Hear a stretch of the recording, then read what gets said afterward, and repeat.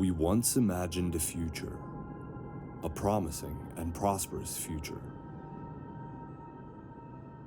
Then we created it. We channeled our human ingenuity and unleashed the power of our environment. We developed capabilities, tapped into new opportunities, and formed connected societies. We marched bravely into the future, innovating, exploiting, and destroying. Our bright future is turning dark. We are consuming more than we need, neglecting our planet, and leaving the most vulnerable behind. We built the future that we wanted, but at what cost?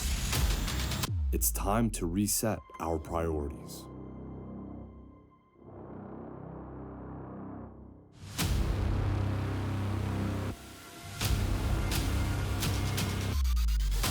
Artificial intelligence is enabling a new dimension of analytics and intelligence, so we can think and act more responsibly.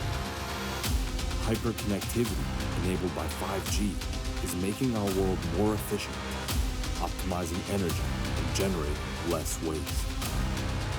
And the cloud is bringing humans closer than ever before, creating one world, one humanity, one shared destiny.